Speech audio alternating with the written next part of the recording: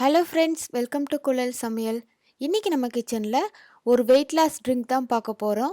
வாங்க எப்படி பண்ணுறதுன்னு பார்ப்போம். அதற்கு தேவையான பொருட்கள்: ஸ்பினாச்சை நல்லா அலசிட்டு கொஞ்சமாக வெதுவெதுப்பான தண்ணியில் போட்டு வச்சுருக்கேன்,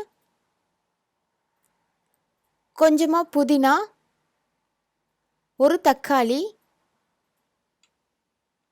கொஞ்சமாக கொத்தமல்லி இலை, 2 துண்டு இஞ்சி, அரை எலுமிச்சம்பழத்தோட சாறு,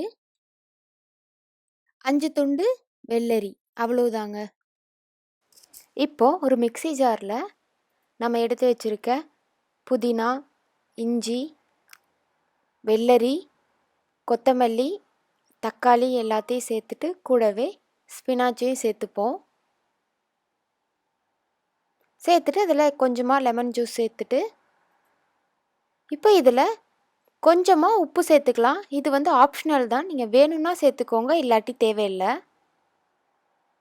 சேர்த்துட்டு இதில் தண்ணி சேர்த்து இதை நம்ம நல்லா அரைச்சி எடுத்துக்க போகிறோம். பாருங்கள், இப்போ நல்லா அரைச்சி எடுத்தாச்சு. நம்மளோட க்ரீன் ஜூஸ் ரெடி ஆகிருச்சு. இப்போ இதை நம்ம வடிகட்டி எடுத்துடலாம். ஸ்பினாச்சில் நிறைய விட்டமின் ஏ, சி, கே, அப்புறம் நிறைய அயன் கண்டென்ட் இருக்குது. நீங்கள் வெயிட் லாஸ் பண்ணுறீங்கன்னா கண்டிப்பாக உங்களோட டயட் ஃபுட்டில் ஸ்பினாச் ஆட் பண்ணிக்கிறது ரொம்ப நல்லது. அதே போல் குக்கும்பரும் ஒரு லோ கலோரி ஃபுட்டு தான். இதில் 0 ஃபேட் தான் இருக்குது. நம்ம வெயிட் லாஸுக்கு ரொம்ப ஹெல்ப்ஃபுல்லாக இருக்கும். நாம் இதில் பயன்படுத்துகிற எல்லா பொருட்களுமே வெயிட் லாஸ்க்கு ரொம்ப ஹெல்ப்ஃபுல்லாக இருக்கும். நீங்கள் இதை ஒரு மார்னிங் பிரேக்ஃபாஸ்ட் ட்ரிங்காக எடுத்துக்கலாம். இது நல்ல டீடாக்ஸ் ட்ரிங்க் தான்.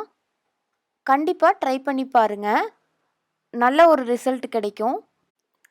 நம்ம யூஸ் பண்ணுற எல்லா பொருளோட பெனிஃபிட்ஸும் நான் கீழே டிஸ்கிரிப்ஷன் பாக்ஸில் கொடுக்குறேன், செக் பண்ணிக்கோங்க. பாருங்கள், இப்போ நம்மளோட ஜூஸ் ரெடி ஆகிருச்சு.